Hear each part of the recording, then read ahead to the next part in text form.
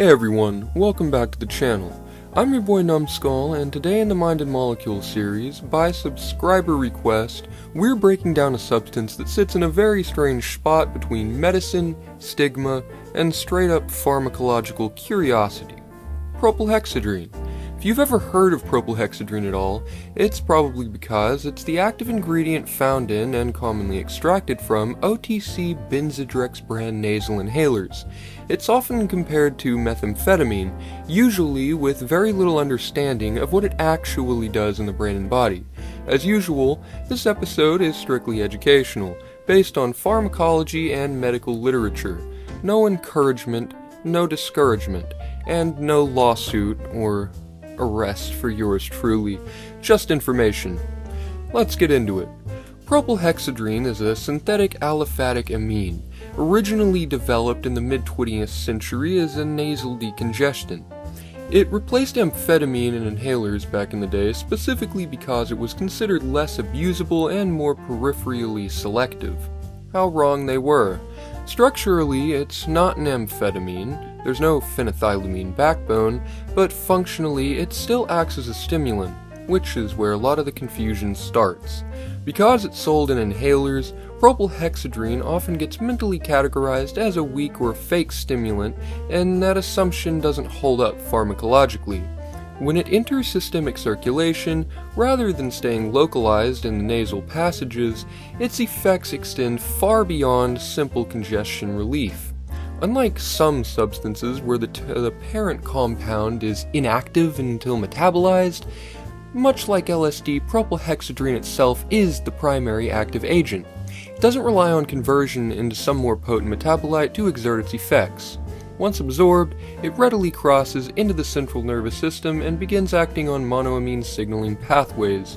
Its main mechanism of action is a sympathomimetic stimulant, meaning it increases activity in systems associated with the sympathetic nervous system, the same general fight-or-flight circuitry involved in alertness, focus, and energy mobilization. Pharmacologically, propylhexedrine primarily works by releasing norepinephrine and, to a lesser extent, dopamine. It does this by interacting with monoamine transporters, causing stored neurotransmitters to be pushed out into the synapse rather than simply blocking reuptake. The emphasis here is important. Compared to classic amphetamines, propylhexedrine is much more norepinephrine heavy and relatively dopamine light. This imbalance explains a lot of its subjective profile.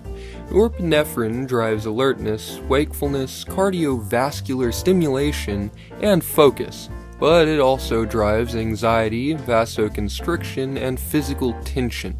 Dopamine, meanwhile, is more associated with reward, euphoria, and reinforcement.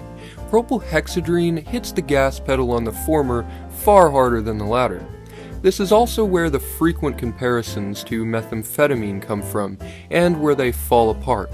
Meth is a potent dopamine releaser with strong central nervous system penetration and long-lasting effects on reward circuitry. Propylhexedrine, by contrast, produces a stimulation that's more physical than euphoric, more jittery than smooth, and more cardiovascularly pronounced than psychologically reinforcing. In other words, the stimulation might feel intense, but it lacks the clean, focused euphoria people associate with dopaminergic stimulants. Propylhexedrine also has significant peripheral activity, meaning it strongly affects blood vessels outside the brain. It causes vasoconstriction, increased heart rate, and elevated blood pressure through alpha-adrenergic receptor activation.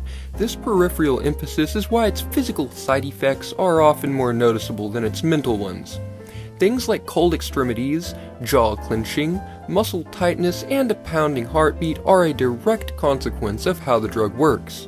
This peripheral dominance is also what makes propylhexedrine feel rougher or less forgiving than many other stimulants. Subjectively, the experience tends to be described as long-lasting, edgy stimulation rather than euphoric motivation. Mental effects can include wakefulness, increased talkativeness, racing thoughts, and narrowed focus, but also anxiety, irritability, and emotional flattening. Unlike substances that promote introspection or creativity, propylhexedrine tends to push cognition into a more mechanical, task-oriented mode. There's also relatively little in the way of empathic or pro-social effects. Emotionally, it's often described as neutral or even slightly blunted, again reflecting its limited dopamine involvement. From a safety and harm reduction standpoint, propylhexedrine's risks are primarily cardiovascular. Elevated blood pressure, increased heart workload, and prolonged vasoconstriction are the main concerns, especially at higher exposures or in individuals with underlying heart or vascular issues. Another factor here is duration. Propylhexedrine has a long half-life, meaning stimulation can persist well past when someone expects it to wear off. This increases strain on the body and heart and can interfere with sleep, recovery, and hydration, all of which compound risk. While it's found in over-the-counter products, that does not mean it's benign when used outside its intended route or context.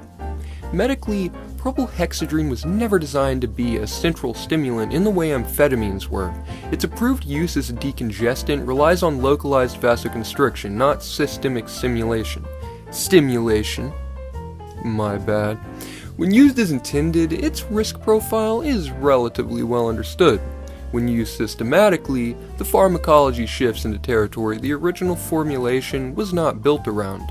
This gap between intended use and actual effects is a big part of why propylhexedrine remains so misunderstood. When you zoom out, propylhexedrine is a textbook example of how stimulants are not all interchangeable. Two substances can both be classified as uppers and still feel wildly different depending on which neurotransmitters they prioritize, how centrally they act, and how much strain they place on the body versus the mind. It is not meth, it's not amphetamine. This substance is its own thing entirely, with its own pharmacological strengths and liabilities. And that is going to wrap up this Mind and Molecule deep dive on propylhexedrine, a compound hiding in plain sight, and very misunderstood. If you learned something new, make sure to drop a like and subscribe, or a follow if you're watching this on TikTok.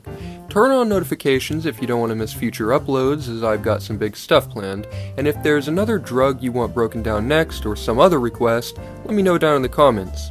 And of course, if you have a story you want to share and have me read on the channel, Instagram, Facebook, and TikTok are the places to do it. As always, stay frosty, stay curious, and stay safe out there. And with that, I'll of course see all of you in the next one. Peace